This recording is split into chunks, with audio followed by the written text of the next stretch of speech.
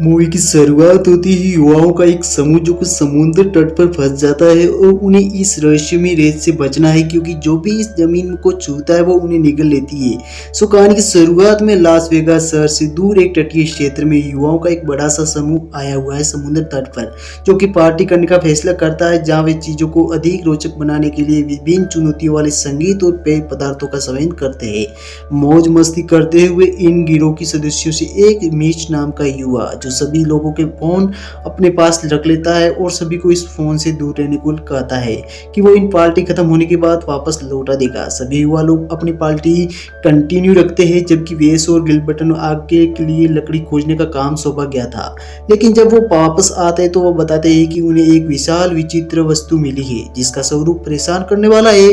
हालांकि जब ये उसको देखते तो उसको डर जाते हैं, लेकिन युवाओं को इसकी कोई परवाह नहीं होती और वो सामान्य रूप से गतिविधियां जारी रखते हैं। फिर सुबह उत्सव समाप्त हो जाता है। सभी युवा लोग पार्टी करने की लंबी रात के बाद यही रुकते हैं और पार्टी करते हुए कायली और मिच लाइफ बोट पर जागते हैं और घर जाने का फैसला करते हैं। लेकिन जैसे वो टावर से नीचे उतरने वाले होते हैं, जब कायली देखती है कि एक छोटा सा पक्षी जमीन के पास गया है और कुछ सेकंड के बाद जमीन पर उसे पूरी तरह से निगल लिया। तभी तक समूह के बाकी लोग भी जाग जाते हैं और चंदा देखती है कि उसके साथ मार्शा अभी भी लकड़ी की मेज पर बेहोश होकर सो रही है, लेकिन वह चाहते हैं कि सभी एक साथ निकले। इसलिए चंदा मार्शा को जगाने की कोशिश करती है और वह जाग भी जाती है, लेकिन जैसे वह जमीन पर पैर रखने वाली होती है तभी कायली मार्शा को चेतावनी देने की कोशिश करती है कि रेत में कुछ गड़बड़ी है, लेकिन वो उसकी नहीं सुनती और जैसे ही वह मेज से उतरती है तभी मार्शा के पैर अचानक से फंस जाते हैं, जैसे ही किसी ने उसे पकड़ लिया हो। वह भ्रमित हो जाती है कि उसके साथ क्यों हो रहा है। वह अपने हाथों का उपयोग करते हुए खुद के मुक्त होने की कोशिश करती है, लेकिन इसमें मालको ज्यादा खराब हो जाता है और वह निराश हो जाती है और क्योंकि वह धीरे धीरे उस सभी को निकल जा रहा था। तभी चिंतित वेस अपने दोस्तों को बचाने के लिए वाद से बाहर निकलने का फैसला करता है, लेकिन जैसे वह उसके पास जाने की कोशिश करता है वह नीचे गिर जाता है और तुरंत रेत के अंदर फंस जाता है और सभी आजकल घबरा तक युवा लोग वेस के बचाने के तरीका खोजने लगते हैं और दूसरी तरफ वेस मदद के लिए अधिक से अधिक चिल्ला रहा होता। तभी मीच जल्दी से वेस की और एक जीवन बड़ा फेंकता है, उसे पकड़ने के लिए कहता है। हालांकि वेस अब आगे नहीं बढ़ सकता। उसे तुरंत बाद उसका चेहरा भी रेत में पिघल जाता है, जो उसे खत्म करने के बाद उसका शरीर भी धरती से ले जाता है। अचानक विनाश के भयभीत युवा लोग ये समझने की कोशिश करते हैं कि नीचे क्या हो रहा है और वो वैसे भाग सकते हैं, लेकिन घबराहट में रोने का कहना है कि समुद्र तट विचित्र प्रयोगों से सरकार द्वारा इस्तेमाल किए जाने वाले रासायनिक पदार्थों से प्रभावित हो सकता है। लेकिन जॉन का मानना था कि यह असंभव है और यह सिद्धांत बनाता है कि किसी भी प्रकार के एक्सीडेंट हो सकता है जो मानव त्वचा को पंख करने में सक्षम है। यदि वे खोदने में कामयाब हो जाते हैं तो वे इसको मुक्त कर सकते हैं।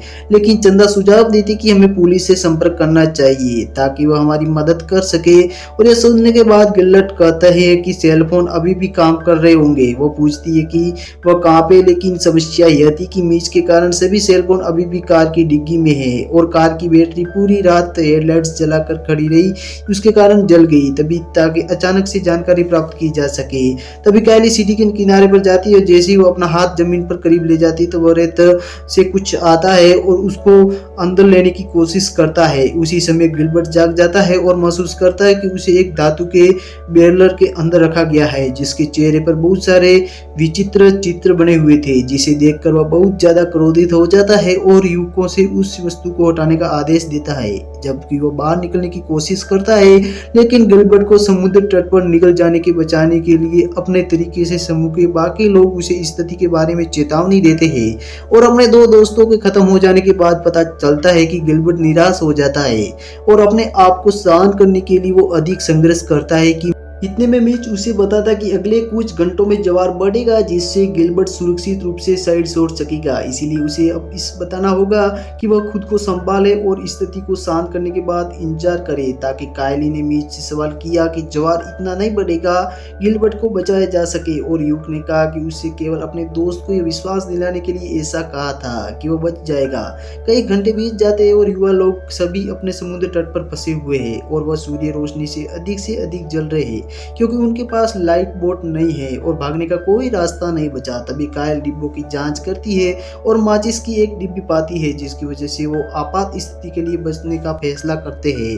और कायल कुछ स्क्रीन पे भी लेती है जो जल्दी से अपने दोस्तों को देती है जो वाहन में फंसे हुए हैं, ताकि खुद को सन से बचा जा सके। तभी घटनाओं की विश्लेषण करते हुए एक आदमी पिछली रात को याद करता है कि कायला कहती है कि पार्टी में शामिल होने वाले सभी लोग समुद्र तट पर ही डेरा डाले हुए थे। इस बिंदु के मुझे पता चलता है कि अन्य सभी सदस्य पहले ही रेत के में बच चुके हैं, केवल उनका सामान पीछे रह गया है। तभी जॉन गिलबर्ट से स्क्रीन देने को कहता है, जिसे बार बार वहां पे जो रोशनी पड़ रही थी।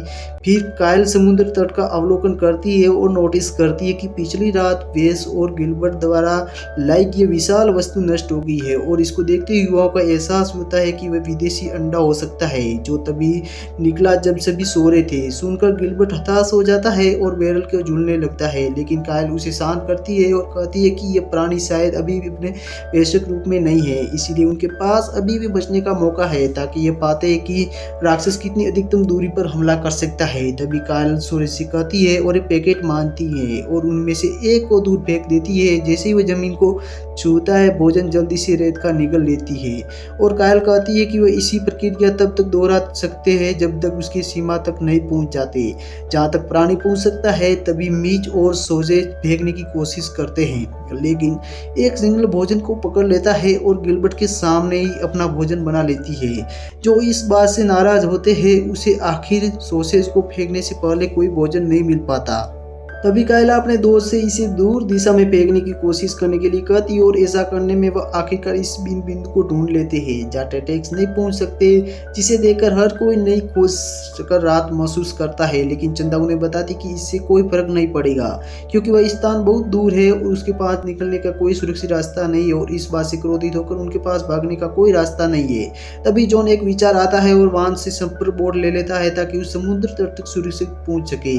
और वह धीरे धीरे लकड़ी की मेज से करीब पहुंचने का कामयाब हो जाता है, लेकिन जैसे वो बेंच पर अपना पैर रखता है तभी एक बोर्ड जमीन पर खिसक जाता है और वो नीचे से उसकी झारियां आनी शुरू हो जाती है, जिससे जॉन अपना संतुलन खो देता है और रेत पर लटक जाता है। उस समय से सभी लोग निराश हो पड़ते, लेकिन तभी जॉन अपनी पूरी ताकत से कूदता है और मेज को पकड़ने में कामयाब होता है। हालांकि उसे पता चलता है कि उसके पेट पर गंभीर घाव आए हैं, जिससे वो पीड़ा से लेट जाता है। सभी युवक जल्दी से जॉन को शांत करने की कोशिश करते हैं, जो कुछ मिनटों के बाद उठने में कामयाब हो जाता है। और जॉन एक थैले की जांच करता है जहां से उसे बड़ी मात्रा में भोजन मिलता है। वह सारा भोजन इकट्ठा करते समय जमीन पर एक केला रख देता है और जब वह उसे उठाता है तो जॉन देखता है कि किसी कारण से टेंटाकल्स फल को पकड़ने में कामयाब नहीं हो पाते। तभी जॉन को पता चलता है कि प्राणी उसी स्थान पर प्रकट नहीं हो सकता जहां कल रात का उन्होंने आग को जलाई थी। इसका अर्थ साफ है कि आग एक ही ऐसा मात्रा है जिनसे वो बच सके। इससे जॉन बिना किसी खतरे के जमीन पर कदम रख देता है। तभी उसे एहसास होता है कि उसके घाव खुल रहे हैं, जिससे वह उसे बहुत ही ज्यादा दर्द और कमजोरी महसूस होती है और ये महसूस करती उसका दोस्त ठीक नहीं है।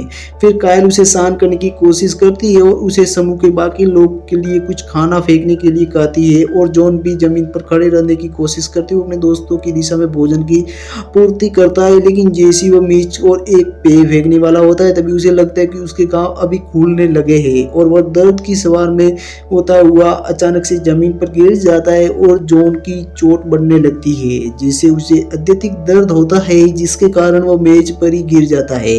तभी मामला कुछ ज्यादा ही खराब होने लगता है। रेत में टेटेक्स बोर्डों की दूर रखते हुए, जिससे जॉन पूरी तरह से घेरा जाता है। उसी समय अन्य टेंटलिक वाहन पर हमला करते हैं, जिससे सभी टायर फट जाते हैं और अब उन लोगों के लिए बच निकलना असंभव हो जाता है। मीच का मानना है कि यदि हम लोग सेल फोन बरामद करने में कामयाब हो जाते हैं तो हम मदद के लिए फोन कर सकेंगे। इसीलिए चंदा रोनी से ट्रक खोलने के लिए कहती है। वह बम्पर पर संतुलन बनाने के लिए वहां पे खड़ी हो जाती है ताकि वह उस कंटेनर तक पहुंच सके जिसमें डिवाइस रखी हुई थी। अपनी योजना को अंजाम देने के लिए पहले रानी उसे बताती है कि उसमें एक अलविदा पत्र भी लिखा हुआ है और अगर कुछ भी होता है तो वह चंदा उसकी बहुत सावधानी से अपनी माँ को देना होगा। रानी को उससे दोस्त ने पकड़ लिया था और दोबारा कार के ऊपर वो चढ़ जाती है और अनलॉक करने में कामयाब भी हो जाती है। लेकिन समस्या यह है कि हर बार जब इसे खोलने की कोशिश करती है तो वह फिसल जाती है और गिरने में कंपार्टमेंट बंद हो जाता है। फिर तभी एक पुलिस की वहाँ पे कार आ जाती है और समुद्र तट पर बंद होने के कारण उन्हें यहाँ रुकने के लिए गुस्सा करती है, लेकिन कायला रेत के नीचे मौजूद जीव के बारे में उसे समझाने की कोशिश करती है और उससे कार में ही रहने की विनती करती है, क्योंकि यही एकमात्र तरीका है जिससे वह सभी सुरक्षित वहाँ से निकल सके। उसी समय गिलबर्टन ने उस समय राष्ट्रीय गार्ड को बुलाने की विनती की, क्योंकि समुद्र तट पर जो कुछ भी उनके साथ हो रहा है उनका निपटारा वही लोग कर सकते हैं। और दोस्तों ये कहानी यहीं पर पूरी होती है। अगर आपको ये कहानी पसंद आई हो तो वीडियो को लाइक और चैनल को सब्सक्राइब जरूर से कर दीजिएगा। हम फिर मिलते हैं ऐसी नई कहानी के साथ, तब तक बने रहिए आप इस चैनल पर।